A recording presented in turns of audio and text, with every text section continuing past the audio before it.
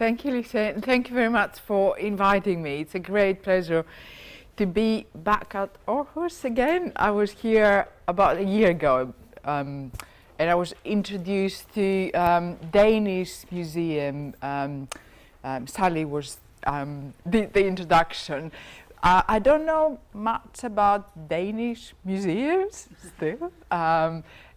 So you will have to use your own local knowledge and translate what I'm going to talk about. Most of this research has been done in the UK, some other European countries as well. I've done some research in the US. But my brief for today was to bring in some methodological knowledge into the discussion. And as a couple of people already pointed out, we don't know much about men in museums, or we know something, but not as much as we could. So I guess that's a bit of a problem, because you have to use what you know about research methodology with different types of visitor groups, and then try to think about how you can adapt that to do research around men and masculinity. So I've tried to, what I'm going to do this morning is kind of map the territory where we are, or I think we are, and then give you some examples from audience research I've done about how different groups of people, including men and women, boys and girls, of course, use museums, highlighting where I can the use of men or use of museums by men. But again, there's not as much there. Is it okay? And some of the terms I use may not particularly relevant, or we use terms to mean a particular thing, but in social sciences, most of those terms come from everyday language, but you use them and adapt them to have a particular meaning. So what I want to say is that as I go along, if something doesn't make sense, please do ask. It's fine to ask questions as I speak. Okay, so where we are. So one of the things I wanted to highlight is my background is in education and museum studies. So although I sit within a department of archaeology, I'm not an archaeologist, and I haven't specialized in a particular kind of collection. And my point of view comes from doing research with how people engage with museums, how they use museums, what meaning they make out of that engagement, and how that fits within their socio-cultural lives, both during the visit but outside of that visit. In a sense, it's what role museums play in society and why they're important enough for people to want to visit them. However, I do understand that the role of collections is big there, and also, as you mentioned as well, the kind of stories we select to tell have a particular point of view. So representation in museums is a big issue, and who chooses to tell those stories, what are the stories, and whether those stories represent all different groups within a society. It's a big issue in museums, but this is not where I'm coming from, just so that you know. But it is a very important issue. So I come from the use and engagement point of view, and most of the research that we do within that area comes from, it's a kind of social science research, or has elements of, I guess, ethnographic research as well. And what we know about gender in museums is that often, especially with large-scale social science type of research, gender is often seen as a variable, as an independent variable, because you cannot change that. It's not something, research, methodology-wise, you cannot change that. And often it's seen as fixed. So you're either a man or a woman. And often it's related to biology, not how culture affects the way we perceive gender. Now, there is some research, very little, looking at beyond that. So, for example, there's research that maps differences, how different people from different social class, backgrounds and ethnic backgrounds use museums, and whose voices is reflected within those collections or not, or the inequalities that that creates. So, for example, there was a study by Crowley and a group of researchers that looked at, again, from an engagement and use point of view, looked at how parents talk to their children. And they showed that parents, both male and female, are 3 times as likely to talk to boys about science content in a science museum as opposed to the girls within those groups. And it's not that they talk to the girls less, so the amount of talk is the same, but the science content in that talk is less when they talk to girls. So, and that links to interest and how interest is actually developed towards a particular either discipline or disciplinary content or collection from a very young age, and it's embedded in the culture. And then there are other types of studies that look at the complexity of experiences that people may have, both male and female, and the practices or how those experiences are acted and within particular settings. So, for example, one of the very few studies that I've managed to find where gender and masculinity in particular has been examined is a study by Archer and a group of researchers who were based at King's College at the time.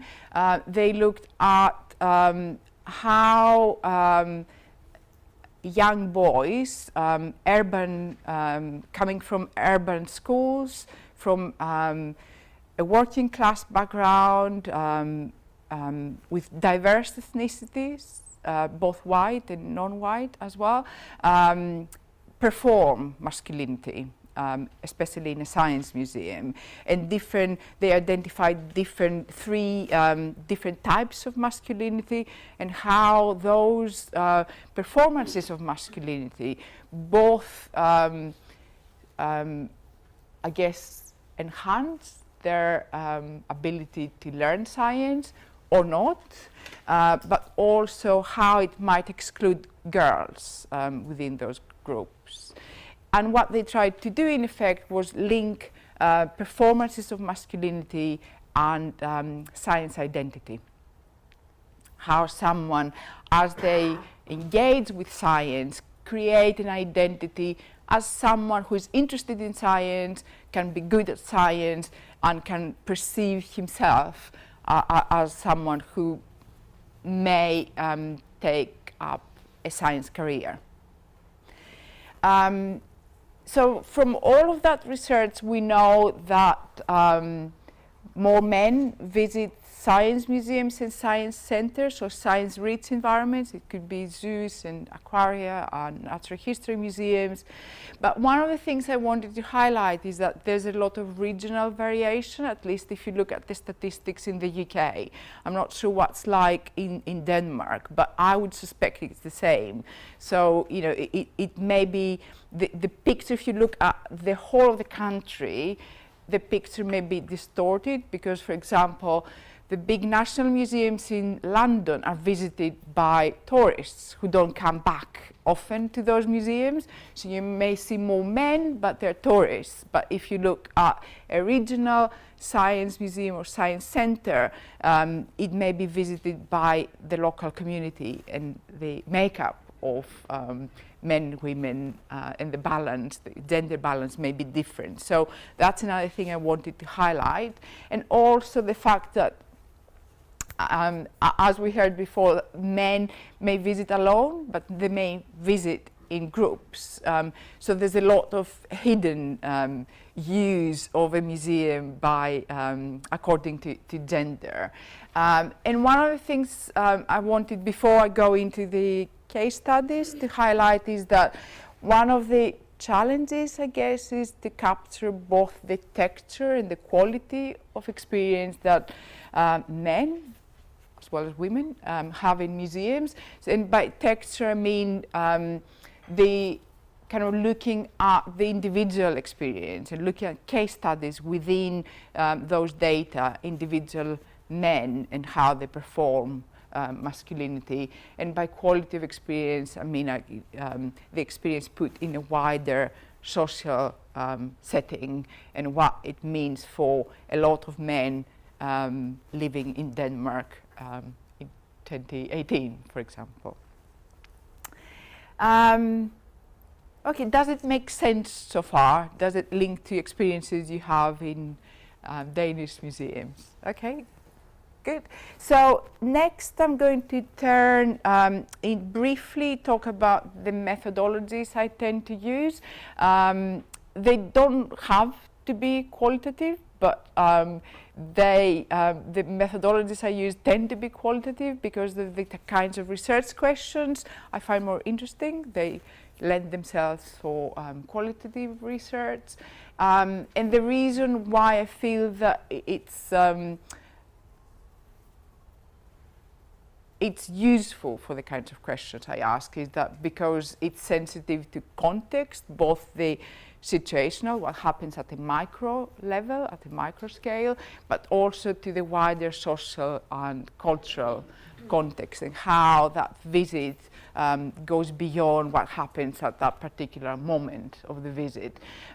It helps you to understand how things evolve, so look at people in action as they do things in space and time within the museum, and also link that to the social world around them. So that's particularly meaningful, in fact, because the context, the social and cultural context, is not just a container within which those experiences exist, but they shape the experiences. They shape how men view themselves as men and how they perform masculinity in this particular case we're interested in. Within those qualitative methodologies, you can collect both quantitative and qualitative data, depending on what the purpose is. You can use paper-based tools, but also digital technology, and I'm going to show you some examples of that, because that shapes how you can present data and how you can visualize it, and gives you access to different types of experiences that, for example, alone paper-based tools cannot do. So far, so good? Okay, good. Okay, some case studies. So this comes, the first one comes from the Jeffrey Museum of the Home. So I don't know how many of you have been. It's not a museum that many people go to. It basically has furniture from starting from the 17th century up to now, and it shows you furniture that's typical, that has been used by middle-class people in the UK.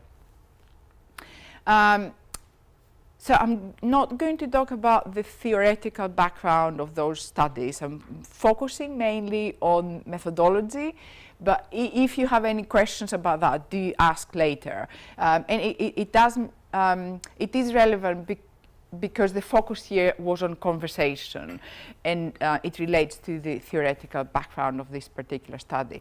So in this case, conversations are seen as the means through which various activities, both activities that you can observe and activities that you cannot, observed thinking processes are accomplished and can be evidenced during a museum visit. So conversations are seen as the way people make sense of their world, shape it and reconstruct it as well. And the focus was on how people talk when they go around the museum, and looking both at the content but also the structure of that discourse.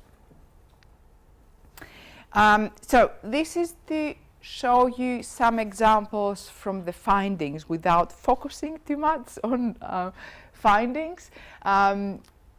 So in terms of the content, what emerged from the analysis of the data was that there were different themes, as you would expect, that people talk as they went around this particular exhibition, the West Indian front room. So it was recreating the front room, which is like a sitting room, the equivalent of a sitting room of people who came from an African Caribbean background, especially in the 60s and 70s, immigrated to the UK. So there were different types of themes, and you could see or compare the tour talk. This focuses on what people said during the visit, and the post-tour conversation is when we took them to a separate room and interviewed them and asked them to reflect on that experience. So one of the things, for example, that you can do in a study that looks at how men use museums is look at particular types of themes that are relevant to men, be it internal audiences like your volunteers or external audiences, visitors, and then looking at enthusiasts all the way to the women who supported those men who worked for railways and all the social history that went with that. So you can see the differences in the themes that emerge for different audiences, what's relevant to them, and how they enact gender within those themes, how identity comes up within those themes, and compare it between tour and post-tour conversation. So a lot of the things that people do when they go to museums, so I'm sure you've been with friends, you don't tend to give a lecture to them or engage in deep conversations. Maybe some people do. But that more engaged conversation usually happens afterwards, where you sit down and have conversations that spark an interest and relates to a collection. So these are some of the ideas how you can connect discourse with gender identities coming from that particular study. And very briefly, I mentioned before that we looked at themes, but also the structure of discourse. And this is just to show you in more depth how a male visitor there synthesized things that he saw in the space, objects that were exhibited in that recreation of a West Indies front room, to his identity as a boy at the time. So recollections of what it was like to grow up in the 60s in the UK, having access to objects that you could buy in the UK as a working class household, African Caribbean household. So they talk about the paraffin heaters and what it meant from his point of view at the time. And one of the things about memory is that it triggers identities that are almost frozen in time. I mean, the memory is a funny thing. It's not frozen in time, but it's seen through the eyes of a 5-year-old in that experience. And then you can compare it with post-tour conversation. An interesting thing is that you'll see from this family group, the male has disappeared. And it's one of the things I wanted to highlight, that often when you do research women tend to be more cooperative. So that you have to specifically target men for particular types of methods, or adapt your methods to, and I'm going to show you an example later how you can adapt your methods. Okay. So the next study, or series of studies, what I was trying to do here was to look beyond the micro moments and locate the visit within a temporal and spatial kind of the dynamics, or the temporal and spatial dynamics. So instead of looking at the mind only and speech, looking at how bodies move around in the museum, how they use the space during the duration of that visit, and how social context, all of that interact. And you'll see that we had different attempts at doing that, especially if you introduce digital technology to collect data. You have to start almost with a proof of study that the technology works, and then move on to actually doing something useful with it. So this is, it shows you how you can combine automated data collection methods with more traditional ones, paper and paper-based ones. So the study, so you cannot see some of the screen. It's from the Natural History Museum, the Science Museum, and the London Zoo, starting with the London Zoo. So in this case, zoos, some aquaria, and also botanic gardens are open environments, so you can use GPS to track people around with their permission, always.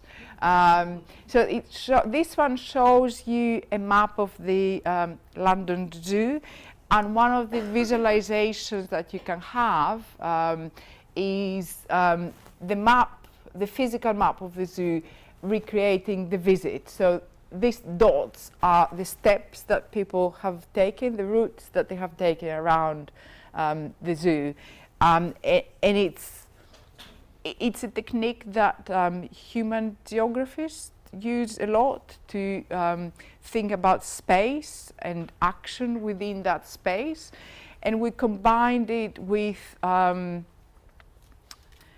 and post kind of interviews, and also more in-depth interviews at the end of the visit. So some of it is based on self-report methods, and some of it is based on automated data. I mean, one of the things that is great about this kind of technology is that as someone who spent ages tracking people around in space, a typical zoo visit lasts for about 3 hours.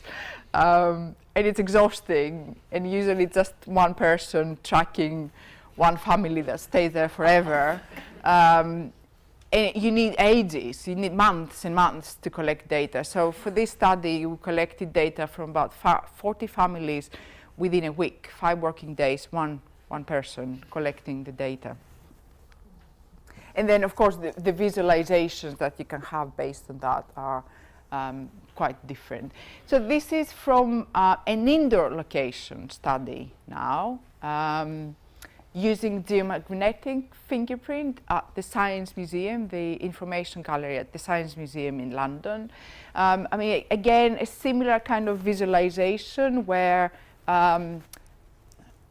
white is high kind of usage areas, and the dark ones are very low usage areas. So you can see the same thing. It's a technology that can be used indoors, which is quite a special thing, and it has quite a high level of accuracy as well. You know exactly where that person is in relation to particular objects. It has been developed by a Finnish company. And this is another view of the same space, but looking at a particular visitor, a male visitor, I managed to find here, who spent just 9 minutes in this space, but engaged with, and you could say deeply, with some of the exhibits. So 3 minutes at the Barners-Lee video. 3 minutes is a long time for a museum visit, especially a gallery. This is a really big gallery. And then another 2 minutes looking at vacuum tubes. 2 minutes, I mean, looking at vacuum tubes, it's quite a long time.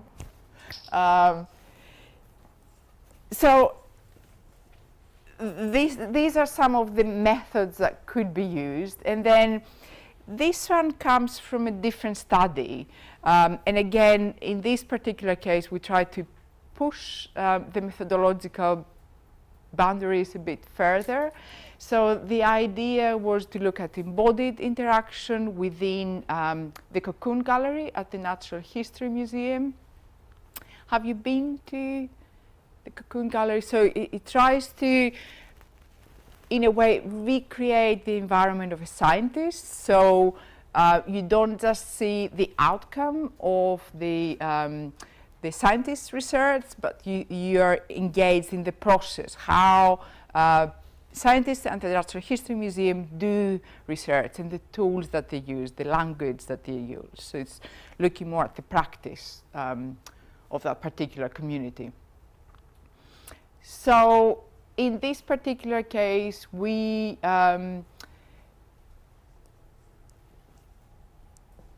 tracked people in different ways. So we use these autographer cameras, tiny, that take pictures every 30 seconds. So you recreate a visual, I guess, route throughout the museum and what people see, and that's important. So when you're looking, for example, at a little boy, at that level, the camera gives you a very sobering view of how much or little they can see in your space. And it's very little, usually. And then we had video data, so we identified particular exhibits in the space and video recorded conversations as people went around in their social group. At the end of the visit, as they visited the museum, we tracked them using, a normal tracking sheet, and then at the end of the visit, we did interviews which we video recorded. So there's a lot of information there. And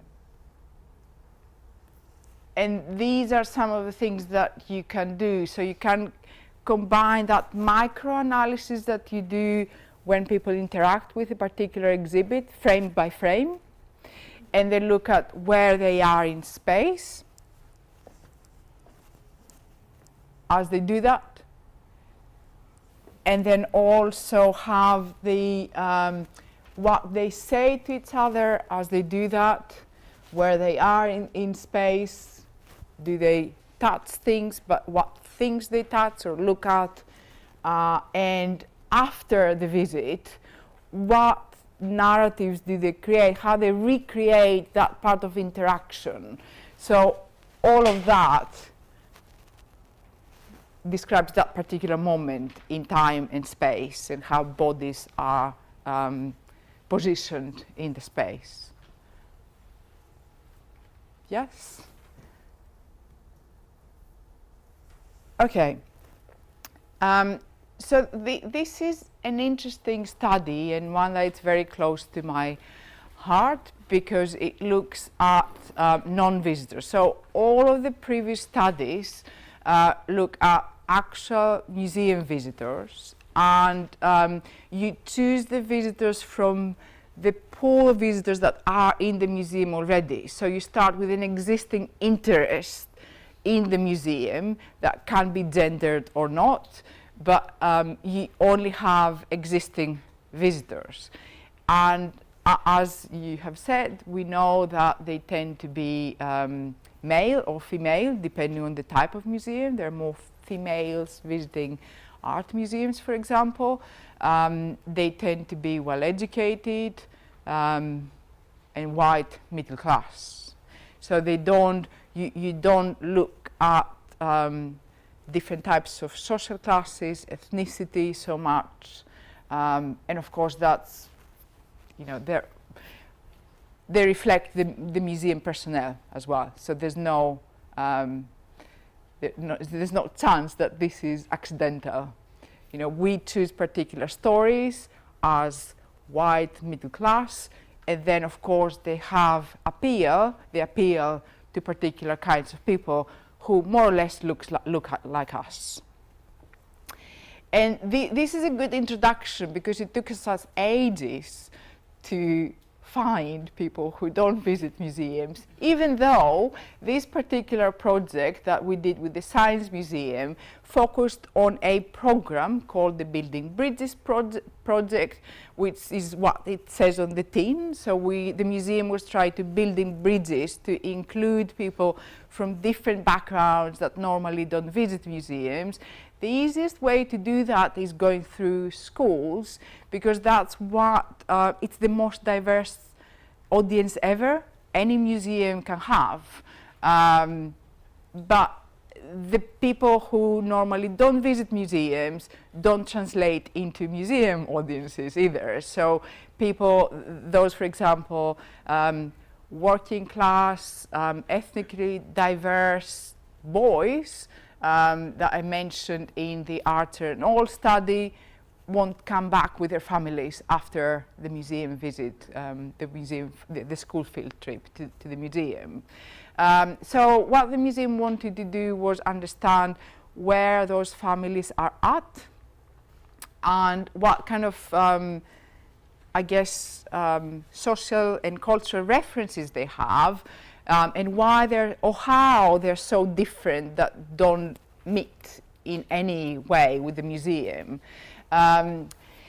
So we were asked to, from the school groups that were working with the museum for a whole year, so we're talking about a very engaged and involved science program, to select people who don't normally visit museums. It took us about 6 months to do that.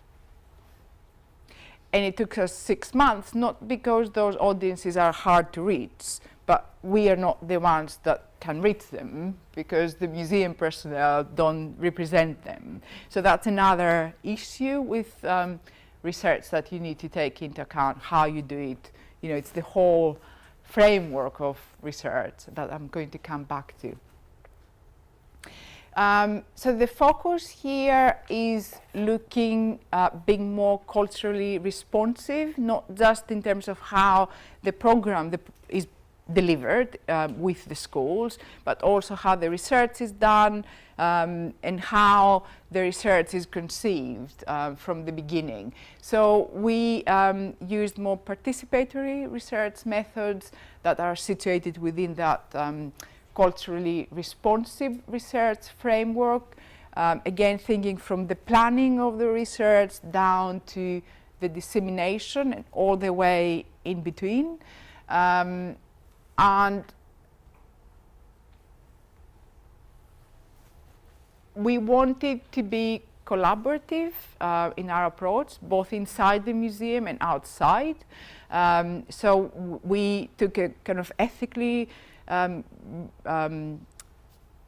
responsible, I guess, research approach, where both the members of the community, those families, and museum personnel were involved in shaping the questions, deciding what are appropriate methods for them and their families, for example, how do we do research with them, and work specifically with underrepresented family visitors.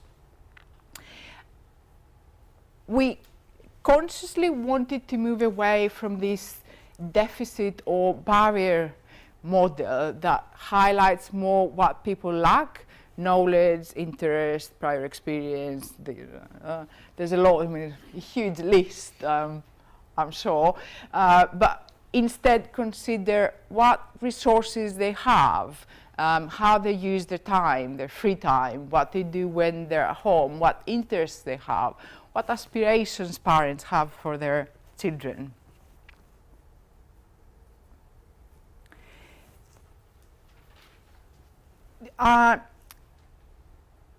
So we use ethnographic methods because they're more adaptable, and there was that overall framework, and within that we had different ideas about how research might pan out.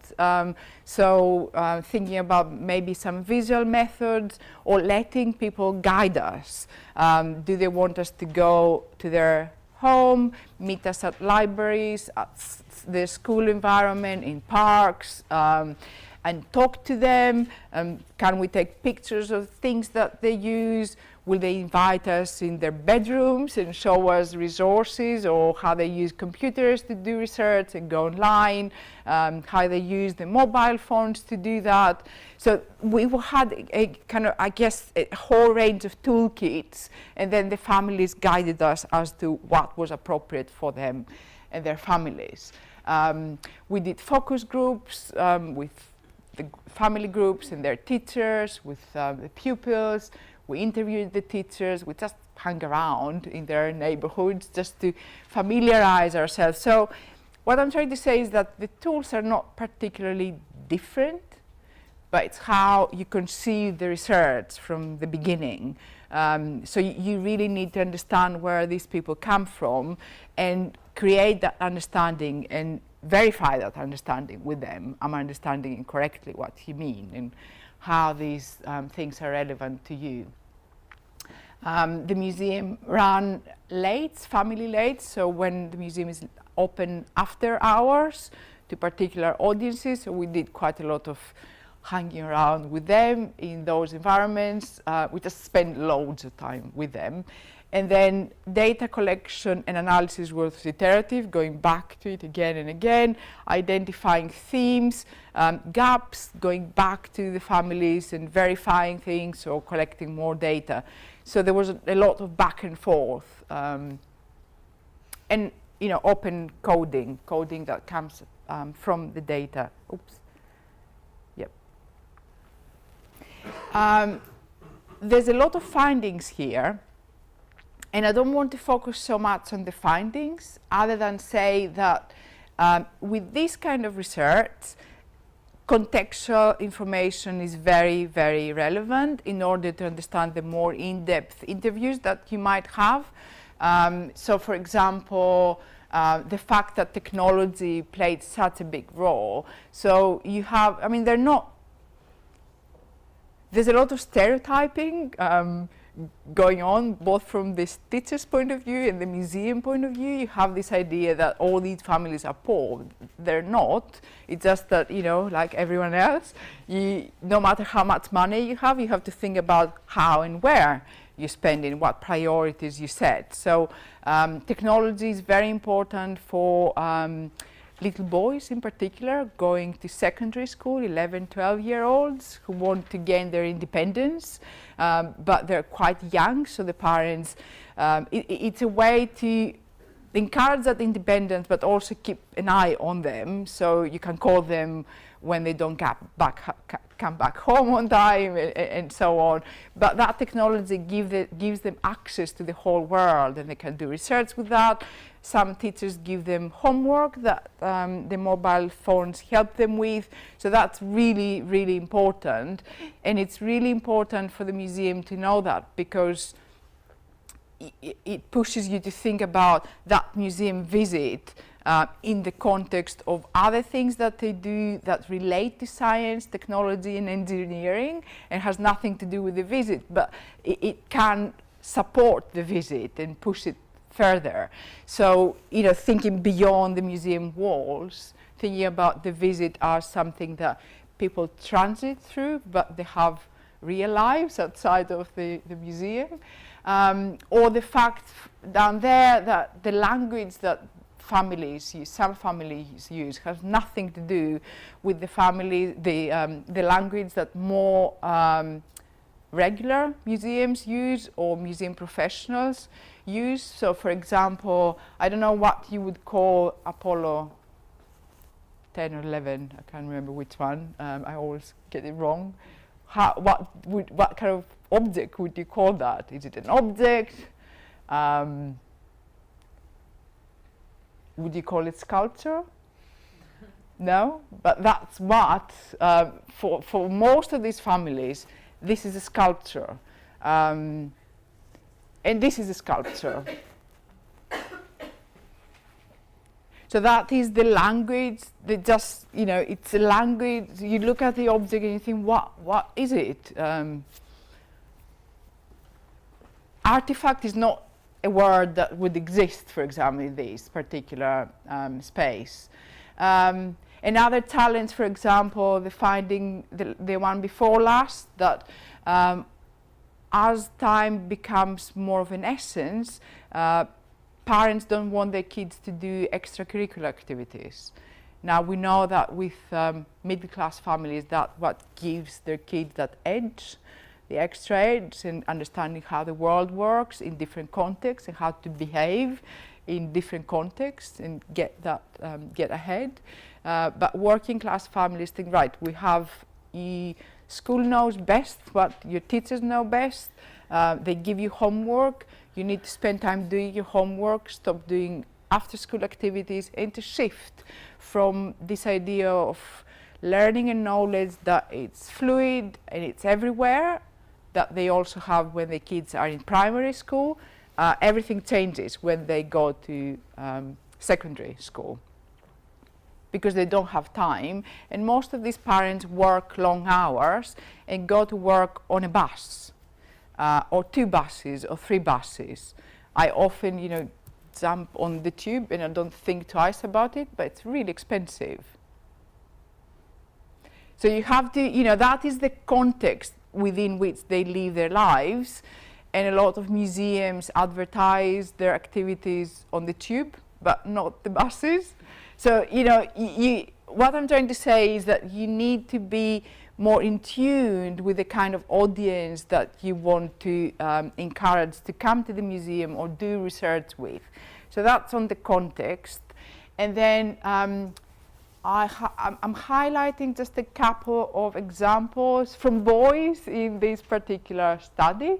So these are all pseudonyms. The Taylor family, the 12-year-old Michael, who is talking about visiting museums, and that at his age is not something that he would do with his parents. It would be embarrassing to go to a museum with your parents when you're 11 or 12 or a teenager. And also within that particular context, it's not something that others do with their parents. So you don't, it's the classic, if you don't see it, it doesn't actually exist for you. If you don't see, and then of course you don't see those professions in your social circle. People don't, people you know don't tend to become scientists. So, you know, it's a vicious circle. And then the Gomez family. This is a very interesting case study because it's a very, you know, similar background in terms of ethnicity and social class. But in this particular case, the mom, a single mom, without work, when her child was a baby, the local librarian said, you know, you have all this time in your hands, why don't you take your son to a museum? Just let him run around instead of being in a tiny flat all day long. So mental health issues. She had a free bus pass, and what she did for the first 5 years of his life was get on the bus and go around London and let him run in the Tate Modern and also the British Museum. So it shows you that in order to build that cultural capital that you need to start going to a museum, it takes time, it takes years. So about the age of 5, they started actually thinking, oh, there are things to see here and there's no pressure. I don't really know anything about science or the objects, because he's 5, what kind of questions he might ask. And then gradually you build that confidence, and you don't feel the pressure that you need to know the content behind it. So that's how it's 2 minutes. Okay, time to wrap up. Just to show you, a range of methodologies and methods, and how you can start from thinking about the museum and where the museum is at, to thinking about where the visitors are at and how to really understand them. Because museums, we study them, we know where they're at. What we don't know much about is the visitors. So what might the next steps be in terms of doing research with men and around masculinity? So gender is a socially constructed category or concept. It of course is unfixed. It's not the way we feel about our body, and our gender changes throughout their lives.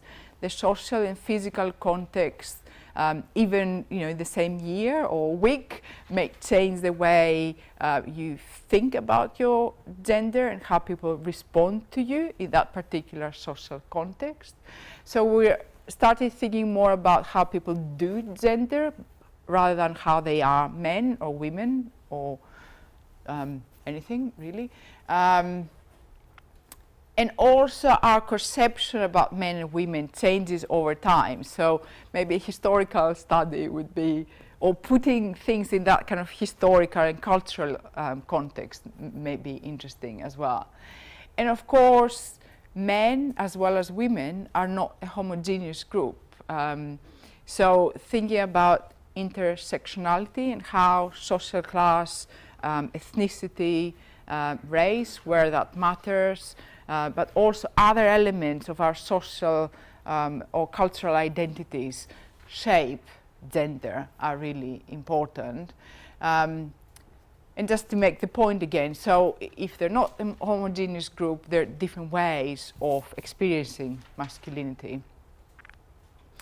And that relates to how the kind of experiences people have and the social norms. So in different countries, people will experience masculinity in different ways.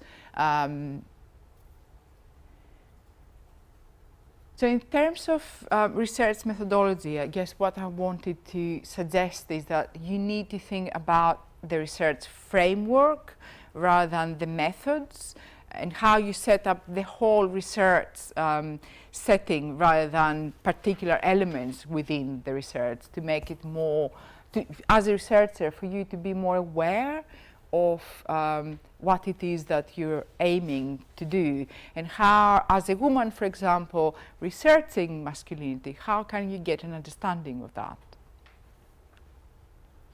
And just, say again that we need to study the complexities rather than just the difference, what makes men and women different, or boys and girls different. I guess that's where I'll end. Thank you.